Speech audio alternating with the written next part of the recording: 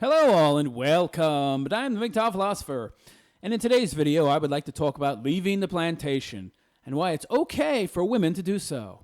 Now of course it's not okay with me, but for the vast majority of society, it's not a big problem. They don't care. In fact, they see it as a good thing. Women are now liberated, where before they were kept prisoners. Really? Let's look at exactly how women were kept prisoners, okay? Women of the past were told by some busybody loser ladies who couldn't find husbands of their own or who'd had bad marriages in the past that being a wife was akin to indentured servitude. It's the old misery loves company scenario, essentially. They were told that their lot in life as a woman was unfair and akin to slavery. Ooh. They were told that being a housewife was drudgery, that while they were spending all their time at home slaving away to take care of their husband and their kids, that the man was out there seeing the world, having exciting adventures, and living his life. Now, first off, let me just say that while a woman's life may have indeed consisted of a lot of drudgery in the 19th and early 20th centuries, once the advent of cheap household appliances came along, their lives were nothing of the sort. As for the man's lot, his life was actually far more drudgery than the woman's, as he worked grueling hours, often 6, even 7 days a week, sometimes 16 hours a day, under horrific and oftentimes dangerous conditions. The drudgery for the man, as with the woman, receded greatly with further industrialization, to the point where today, on average, a man's workday is just 8 hours. Still, it's far more than any housewife of today would have to work, and there's no risk of her losing her job if she forgets to do the laundry. Therefore, the reality of the past was that both men and women had lives of drudgery, that they were, in a sense, shackled to their gender roles. Now, men went out to do grueling jobs that oftentimes killed them, and certainly those jobs contributed to shorter lifespans, while women stayed at home, pounding bread dough, churning butter, and hand-washing clothes. So, both had it rough, but the men had it rougher. And he still does have it rougher to this very day by any objective standard. So, if that was and still is the case, what was and what is it that women need to be liberated from? And what did they need to be liberated from in the past? Why was it okay for them to leave the proverbial plantation? After all, both her and her husband were slaves, right? They were slaves to each other. Now, this is an interesting question. Why is it? How could women not see that their husbands were servants to their families in the exact same way that she, as the wife and mother, was also a servant to the family? How could she, as the wife, not see that he worked all day to accumulate the necessary resources to feed, clothe, and house her and their children?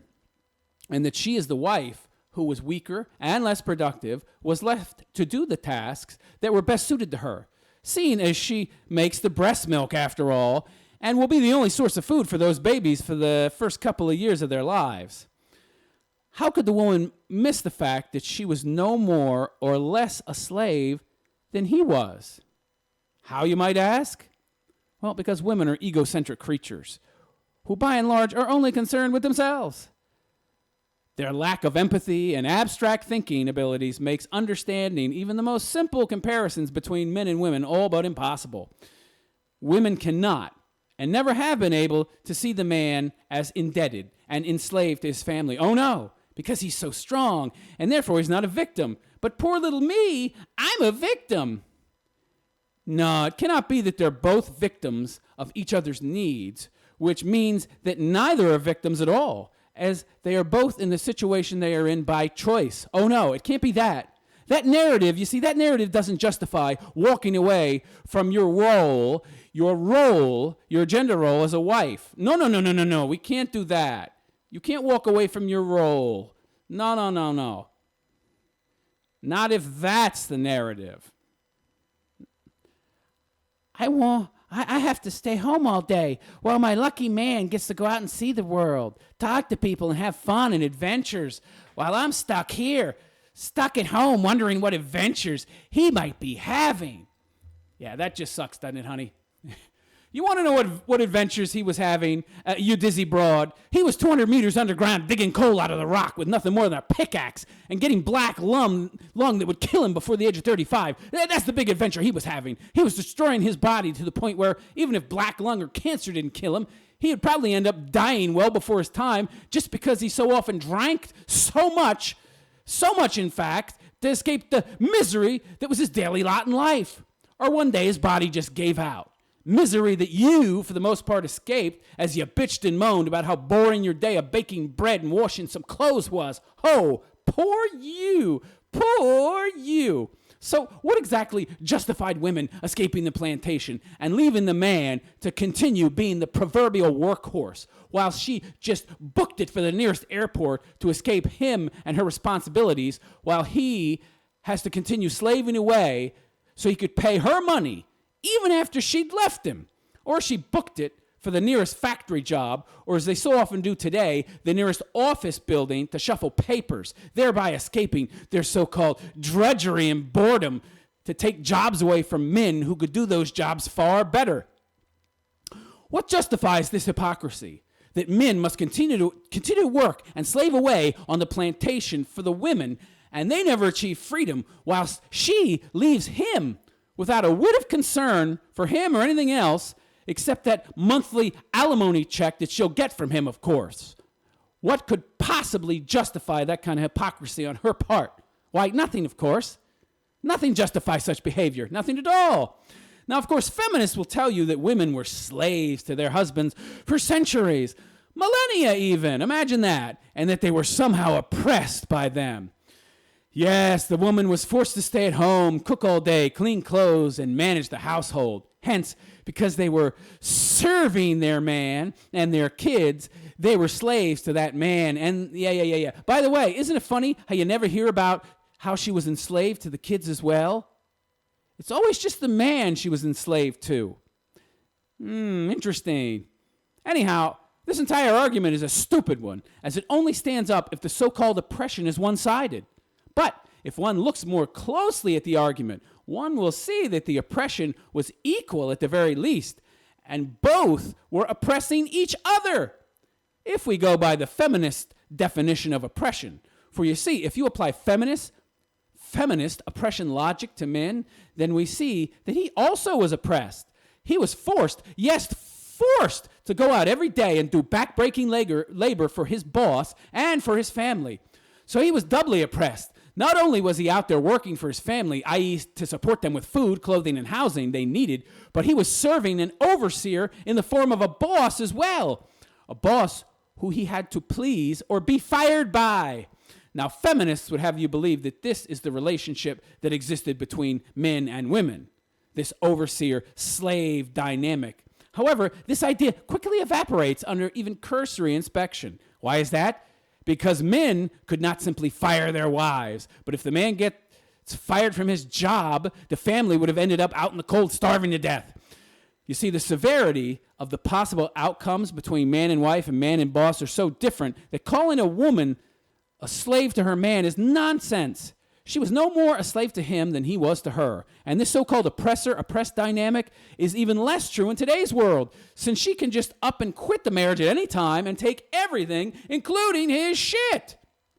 However, the pressure and responsibility on the man's shoulders was and is really twofold when compared to hers, which was comprised of a single focus, her family. Yet her husband had dual concerns, his family and his work. He had to serve both and please both, while she didn't actually have to please anyone, as there were no dire consequences if she was a crappy wife, at least not usually. Yet, she was somehow oppressed more. How does that work exactly? Men not only served their bosses outside of their family, but they had to serve their family as well. Women served the family, and that was it. Yeah, both were oppressed in the sense that they both served each other. Yet women nowadays spread the false dogma that women were oppressed throughout history and men were the oppressors, which implies they were never oppressed. This was only half true, as men were oppressed by women throughout history, and doubly so, as they were forced to go out and be oppressed by a boss man as well as their wife. You see, feminists only tell you half the story because A, that's what they've been taught to regurgitate, and B, because the truth is inconvenient and doesn't justify them leaving the plantation. But why did society, essentially the big uber mama, allow this to happen? I mean, it won't allow men to leave the plantation. Why were women allowed to just up and walk away? I mean, can you imagine what would happen if men tried en masse to leave and throw off the shackles of their oppression? There'd be mass panic and anarchy, as the system wouldn't be able to fund itself without our resources. I mean, hell, the Western world would just collapse, and we might very well end up in a new Dark Ages. Okay, seriously though, hyperbole aside, why is it that women are allowed to just walk away from their responsibilities while men can't? Are not both oppressed? The answer is yes, by the way, if you don't already know that. Are not both, in essence, slaves to their families, with the man a slave to both his wife, kids, and boss, while she is just a slave to him and the kids? The answer here is also yes. Now, these things being the case, why did men not free themselves long ago? And at the very least, liberate themselves from the slavery that was their family? Well, okay, that's another subject and another video. As for why women were allowed to do so, well, I'll tell you why. Because women are not as important to society as men. That's right. Let me say it again. Women are not as important to society as men. Women are less important by far to the functioning of society. Now, I bet some of you social justice warrior, feminist meathead morons out there don't like hearing that. If that's the case, maybe you should go run to your safe spaces and hide from reality, I don't know, for 2 or 3 decades. But that's right. Men are more important and more productive than women. I mean, really, is anybody really surprised when I say that or to hear it? And that's why women can just run off the plantation and it's, no big deal. Just let the man pick up the slack, right? And that's all it is. The world can do without women in their traditional roles, at least on the surface. But without men, no way. The world wouldn't last a week. I mean, let's look at a woman's work on the typical plantation in the here and now. Cleaning. Big deal. Run a vacuum cleaner over the floor, throw some pop bottles in the bin, and you're done. Cooking. Toss a couple Hungry Man dinners in the microwave, or heat up some canned spaghetti. Done. Big friggin' deal. Washing the clothes. Really? Pick them up, toss them in the machine, job done. Once washed, pick up again, toss in another machine, push a button, job done. The hardest part of washing clothes these days is hanging them up or folding them. We all know that.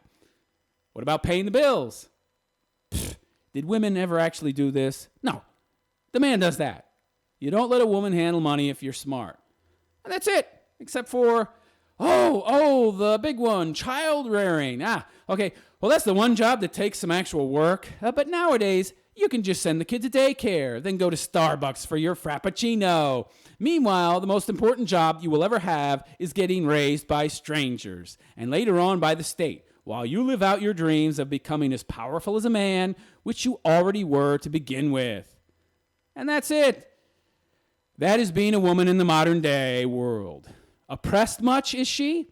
I would say princess instead.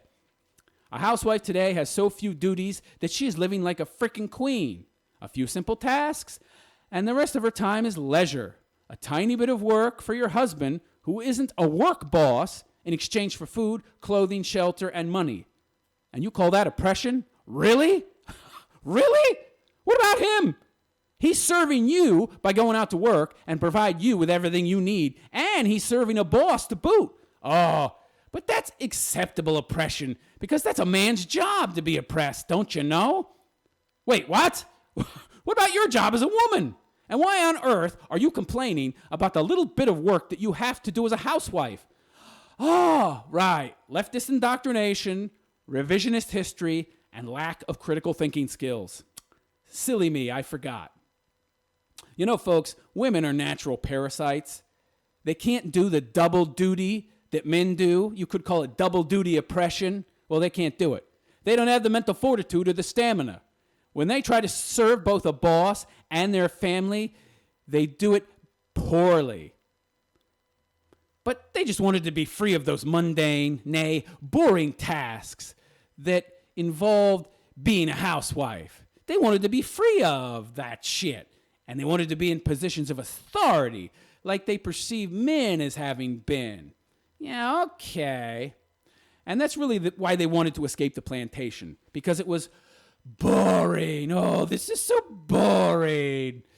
And their tiny minds thought that their husbands were experiencing so much more of the world and having a lot more fun than they were. Yeah, because he would go to the pub again, get drunk after work with his buddies. You know, that wasn't so much about fun as it was blowing off steam and relieving some of the aches and pains caused by his constant work to serve you and those kids who oppress him daily.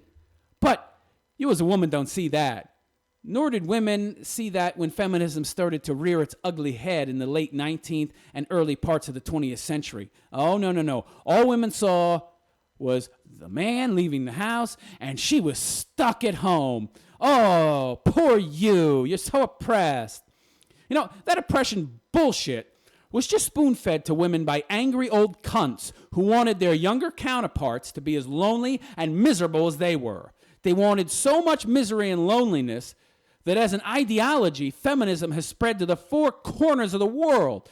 And it's an evil ideology, people, one that teaches women to view men as their oppressors simply because they're in a relationship with them where they each work to help the other achieve their goals. Oh, that's so horrible. You're oppressing me. Yeah, where two people are helping each other to improve their mutual situation. But that's oppression. Yes, you evil men. It's an ideology that teaches that having kids is oppression and having a man is oppression. But the oppression is only one-sided, of course. And you, of course, are not oppressing him equally. Oh, no. No, it's all about you and it's all self-serving. And that's really all feminism is, self-serving garbage. And it's garbage designed to bring about unhappiness. Before feminism, women were happy. But today, they're miserable, as they've been convinced that men had it better and still have it better. So they need to become more like men and do all the same things that men do. Sadly, they failed to see that it wasn't a choice that led to the prior gender roles. It wasn't about choice. No, it was about nature. You see, society, for thousands of years, has shaped itself to fit that which was most natural and beneficial for its survival. That meant men going out to hunt, to farm, to work, while women, who were far inferior to men in all these regards, stayed in the cave, the mud hut, the home, taking care of the kids and the household. That's what works, and that's why things evolved to be that way. But today, women are allowed to play at being men because of the technology that has freed so many of us from drudgery. Technology that has removed much of the menial labor aspects of life and has allowed women to enter the workforce and work alongside men, albeit in a handicapped way, meaning they do the jobs worse than men, but can still do them to a certain extent. So all this bullshit talk of oppression, of servitude to men is just that, bullshit. In truth, the man is far more oppressed than the woman. But he cannot be freed because he's too valuable to the system. He's far too productive. Even in today's modern world, he's necessary. But the woman isn't. Hence, she can leave her servitude on the plantation while the man must stay behind and continue to slave away, doubly oppressed by both her kids, and his work boss because the system can't do without him. It's as simple as that, guys. The system can do without women, but it can't do without us. But what the system can't do without in regards to her is her votes. So it kowtows and panders to women and tries to give them whatever the hell they want in exchange for those votes. Hence, women's current dominance in society and, in turn, society's current decline. Now, to all you dumb male feminists out there who believe that women are oppressed, you're an idiot. To those women out there who think you're somehow oppressed in today's society, you're also idiots. Yeah, you've been liberated. Don't you get it? You've been freed from bondage to your husbands and your children.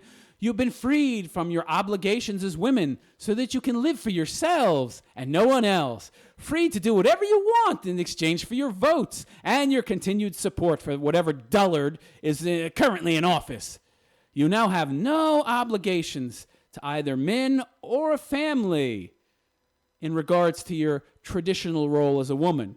And yet, funnily enough, statistically speaking, you're unhappier than ever before. You see, those old biddies who pushed for this shit back in the 19th and early 20th century were miserable. That's why they pushed it on their contemporaries in the first place. They wanted them miserable too. And the fatties and ugly women of today, well, they're also miserable. So they pushed this shit on you because misery loves company, and boy, are you miserable. But you still have it easier than a man. Just imagine how your life would be if you actually had it as hard as a man, but were still a woman. You wouldn't be able to take it. Even if you have a family now and you work, you still have it easier than a man. You have more welfare available to you, more support for you in terms of public and governmental programs, an easier job where your male coworkers pick up whatever slack you can't. And you're in no way, shape, or form bound to your husband. You can just pick up and leave him and take everything from him anytime you feel. And he will then have to pay you money forever, even after you leave him. And you're still not equal to him in terms of duties and responsibilities. Nor will you ever be, because you're not capable of being that way.